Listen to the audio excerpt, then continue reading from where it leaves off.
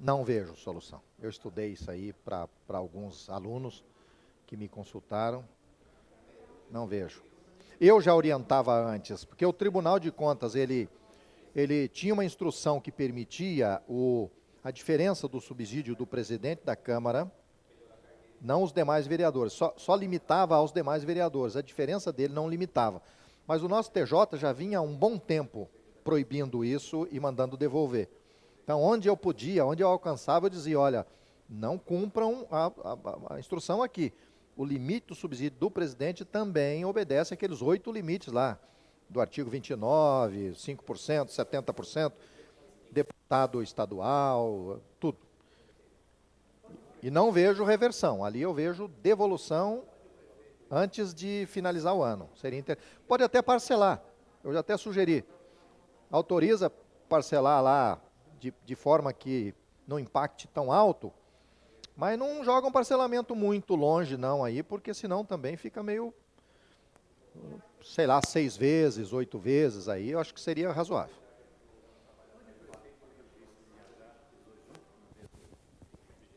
Pode. Não pode é prefeito e vereador viajar com os custos pagos pelo executivo. O vereador, ele é fiscal e é outro poder. De preferência que vão juntos, que fortalece a reivindicação política, né? Pessoal, vamos retomando aqui então. A gente vai, então, prosseguindo naqueles pontos que eu prometi, que é falando um pouquinho aí falando um pouquinho sobre os servidores efetivos. Eu não sei se os nossos alunos lá de Guaíra têm alguma pergunta, por favor, encaminhe aí no chat. A nossa equipe, o time aqui, eles nos enviam. Na contratação das obras públicas e do plano diretor, na sequência eu adentro. Vou agora só finalizar essa argumentação sobre, antes da terceirização, uma análise, né, se você tem servidor naquela atividade. Só que, assim, óbvio que se você tiver um servidor fazendo aquela atividade, mas aquele servidor na sua origem, no seu cargo de origem, nas suas atribuições, não é daquela atividade, é interessante que ele retorne, viu? Eu vejo alguns municípios correndo risco aí, nos 2 poderes, mantendo o servidor realizando tarefas que não é desse servidor. E existem alguns riscos. Por exemplo, foi até o STJ, o Superior Tribunal de Justiça, uma ação de uma técnica em enfermagem. Presta atenção nessa situação aqui, vocês entendem esses cuidados que nós temos que ter com o servidor realizando a sua tarefa autorizada por lei. A técnica em enfermagem, com o tempo, ela foi realizando tarefas da enfermeira.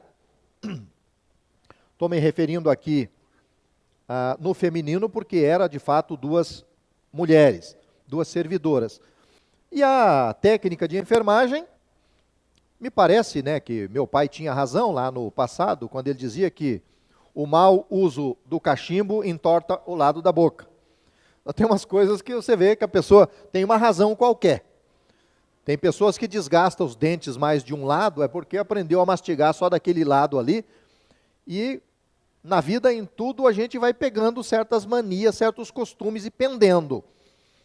E aquela técnica foi absorvendo com o tempo, daqui a pouco ficou normal, dizendo para ela fazer aquelas tarefas da enfermeira. E ela analisou as 2 atividades e percebeu que ela realizava a maioria, mais de 50%, de atividades da enfermagem. Ela disse, poxa, mas eu recebo R$1.000 e a colega recebe 1.000. E eu estou fazendo o trabalho dela. Compreenderam isso aí? A técnica de enfermagem pensou, eu deveria receber como ela, porque eu faço o trabalho dela. Entrou no judiciário, dizendo isso, equiparação de ganho. E a justiça concedeu a ela uma indenização nos últimos 5 anos, todos os meses. Qual é o valor do salário, né, ou vencimentos da enfermeira? Por exemplo, R$2.000. E o teu? 1.000. Então, que se pague a diferença, que pague para você 2.000 e não 1.000, porque você está fazendo as mesmas atividades que a tua colega. Foi até o STJ julgou dizendo, ela tem direito de receber a indenização. Equiparação de ganho. Então, muito cuidado, porque às vezes nós estamos permitindo que servidores auxiliares de serviços gerais viram motorista. E o cara que é motorista ganha 2.000 e o auxiliar ganha 1.000. E ele está criando para ele uma poupança. E você, poder público, está criando um passivo trabalhista. Compreendeu isso? Porque na equiparação de atividades ele vai ter direito dessa diferença. Aí alguém, logicamente, naquela defesa lá, o município apontou 2 coisas e disse, poxa, mas essa técnica de enfermagem, fazendo o trabalho da enfermeira, não é um exercício ilegal da profissão? E a resposta foi, pode ser, mas nós não estamos discutindo isso aqui. Essa ação é trabalhista. Aí a técnica de enfermagem, garbosa, que ganhou a ação, ela pergunta assim, diz, olha, já que eu faço o mesmo serviço dela, por que não muda o nome do meu cargo para enfermeira, ao invés de técnica de enfermagem, já que eu fiz o curso de enfermagem em 2º grau ou ensino superior? A justiça diz, nananina não. Você tem direito da indenização pelo trabalho realizado. Mas cargo de concurso público não se troca de categoria sem realizar um outro concurso público. Se a senhora quer ser enfermeira, a senhora participe de um concurso de enfermagem e passa a ser enfermeira no poder público. Até lá, a senhora vai continuar sendo técnica de enfermagem. Aí ela disse, mas então tinha que punir o prefeito que fez eu trabalhar. Aqui nós não estamos discutindo improbidade administrativa. Isso aí quem propõe é outro, lá é o promotor, é outro. Nós estamos trabalhando direito trabalhista aqui. Mas olha o que pode gerar, gente. Exercício ilegal da profissão. Pode burlar concurso público, porque está fazendo o trabalho de alguém sem ter passado num concurso. Passivo trabalhista. Improbidade administrativa por desvio de função. Olhem aí, procurem aí na justiça brasileira, para vocês verem a quantidade que tem de condenação de gestores por desvio de função de servidor, fazendo outra coisa que não é aquilo que está no concurso. Então, assim, o servidor efetivo tem esse risco. Mas é autorizado ao servidor efetivo ao menos 2 tipos de atividade legalizada que ele pode realizar. Uma delas, eu vou apresentar a vocês aqui agora, a previsão na Constituição Federal. Uma delas, vamos puxar da internet. Constituição.